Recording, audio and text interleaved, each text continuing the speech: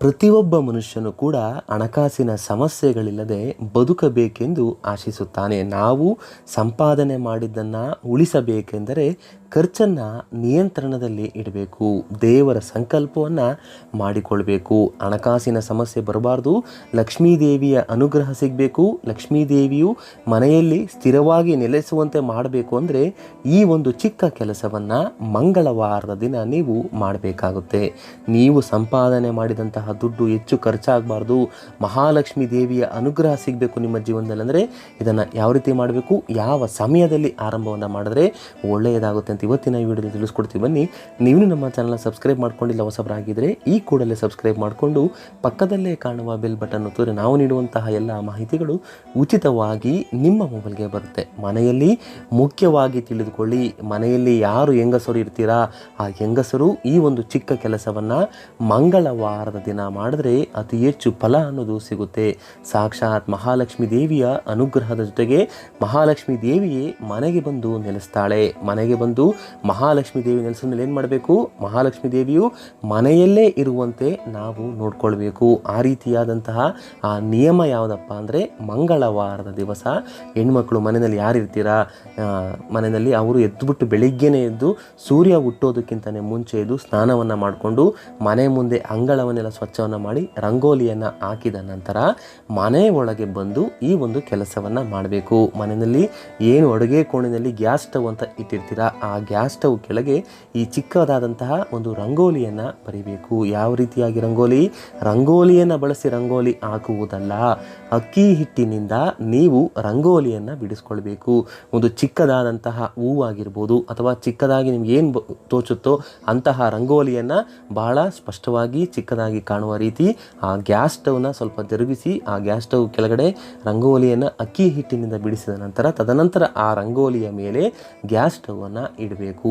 ಈ ರೀತಿಯಾಗಿ ಮಂಗಳವಾರದ ದಿನ ನಿಯಮವನ್ನು ಪಾಲಿಸಬೇಕು. ರಂಗೋಲಿ ಅಂದರೆ ಸಾಕ್ಷಾತ್ ಮಹಾಲಕ್ಷ್ಮೀ ದೇವಿಯ ಸ್ವರೂಪ. ಎಲ್ಲಿ ರಂಗೋಲಿ ಇರುತ್ತೋ ಅಂತಹ ಜಾಗದಲ್ಲಿ ಅಂತಹ ಸ್ಥಳಗಳಲ್ಲಿ ಮಹಾಲಕ್ಷ್ಮೀ ದೇವಿಯ ವಾಸವಿರುತ್ತೆ. ಅದನ್ನು ನೀವು ಏನಾದರೂ ಅಂತಹ ರಂಗೋಲಿಯನ್ನು ಅಕ್ಕಿ ಹಿಟ್ಟಿನಿಂದ ಬರೆದರೆ ವಿಶೇಷವಾದಂತಹ ಶ್ರೇಷ್ಠತೆ ಸಿಗುತ್ತೆ. ಮನೆಗೆ ಪುಣ್ಯ ಫಲ ಅನ್ನೋದು ಪ್ರಾಪ್ತಿಯಾಗುತ್ತೆ. ಏನಾದರೂ ಮನೆಯಲ್ಲಿ ಹೆಚ್ಚು ಹಣಕಾಸಿನ ಸಮಸ್ಯೆಗಳಿದ್ರೆ, ಮನೆಯಲ್ಲಿ ಯಾವಾಗಲೂ ಗಂಡ ಹೆಂಡತಿ ಕಿರಿಕಿರಿಗಳಾಗ್ತಾ ಇದ್ದರೆ ಅಂತಹ ಕಲಹಗಳು ಅಂತಹ ಸಮಸ್ಯೆಗಳು ಕಡಿಮೆ ಆಗ್ತಾ ಬರುತ್ತೆ. ಮಂಗಳವಾರದ ದಿವಸ ಬೆಳಿಗ್ಗೆ ಎದ್ದು ಸ್ನಾನ ಮಾಡಿ ಪೂಜೆಯನ್ನು ಮಾಡುವ ಮುಂಚೆ ಈ ಕೆಲಸವನ್ನು ಮಾಡಬೇಕು. ಸ್ನಾನ ಎಲ್ಲ ಆಗಿರುತ್ತೆ. ಸ್ನಾನ ಆದ ನಂತರ ಮನೆ ಹೊರಗಡೆ ಹೋಗಿ ನೀವು ರಂಗೋಲಿಯನ್ನು ಹಾಕಿ ಮನೆ ಮುಂದೆ ನೀರನ್ನು ಹಾಕಿ ತದನಂತರ ಮನೆ ಒಳಗಡೆ ಬಂದು ಈ ಕೆಲಸವನ್ನು ಮಾಡಬೇಕಾಗುತ್ತೆ. ಪೂಜೆಗಿಂತ ಮುಂಚೆ ಈ ಕೆಲಸವನ್ನು ಮಾಡಬೇಕು. ಇದಾದ ಮೇಲೆ ಏನು ಗೊಂದಲ ಉಳ್ಕೊಳ್ಳುತ್ತೆ, ಆ ಕೀಟಿನಿಂದ ಬರ್ತಕ್ಕಂಥ ರಂಗೋಲಿಯನ್ನು ಯಾವ ದಿನ ತೆಗಿಬೇಕು.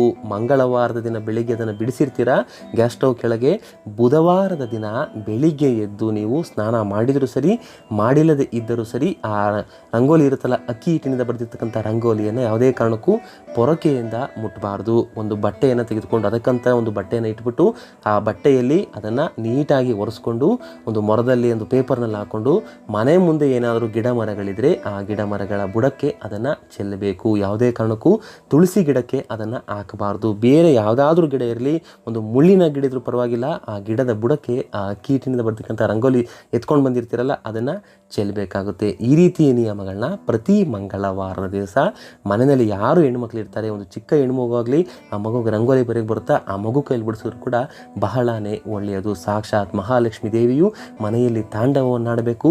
ಮಹಾಲಕ್ಷ್ಮೀ ದೇವಿಯ ಅನುಗ್ರಹದಿಂದ ಹಣಕಾಸಿನ ಸಮಸ್ಯೆಗಳು ಕಳಿಬೇಕಂದ್ರೆ ಈ ಚಿಕ್ಕ ನಿಯಮವನ್ನು 3 ವಾರಗಳ ಕಾಲ ಮಾಡಿ ನೋಡಿ, ಬದಲಾವಣೆಗಳು ಉಂಟಾಗುತ್ತೆ.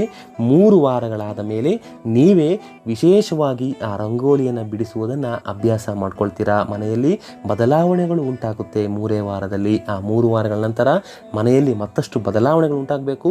ಶಾಶ್ವತವಾಗಿ ಮಹಾಲಕ್ಷ್ಮೀ ದೇವಿ ನೆಲೆಸಬೇಕಂದ್ರೆ ಏನು ಮಾಡಬೇಕು, ಈ ರಂಗೋಲಿಯನ್ನು ಬಿಡಿಸುವಂತಹ ಪದ್ಧತಿಯನ್ನು ಗ್ಯಾಸ್ ಸ್ಟವ್ ಕೆಳಗಡೆ ಪ್ರತಿ ವಾರವೂ ಕೂಡ ಮಾಡ್ತಾ ಬರಬೇಕು. ಈ ವಿಶೇಷವಾದ ಅಕ್ಕಿ ಹಿಟ್ಟಿನಿಂದ ಬರೆಯುವಂತಹ ರಂಗೋಲಿಯ ಮಾಹಿತಿ ನಿಮ್ಗೆ ಇಷ್ಟ ಆದರೆ ಈ ವಿಡಿಯೋನ ಲೈಕ್ ಮಾಡಿ ನಿಮ್ಮ ಸ್ನೇಹಿತರಿಗೂ ಶೇರ್ ಮಾಡಿ. ಮುಂದಿನ ಬಾರಿ ಮತ್ತೊಂದು ವಿಶೇಷ ದೈವ ಮಾಹಿತಿಯೊಂದಿಗೆ ಭೇಟಿಯಾಗೋಣ. ಧನ್ಯವಾದ ಸ್ನೇಹಿತರೆ.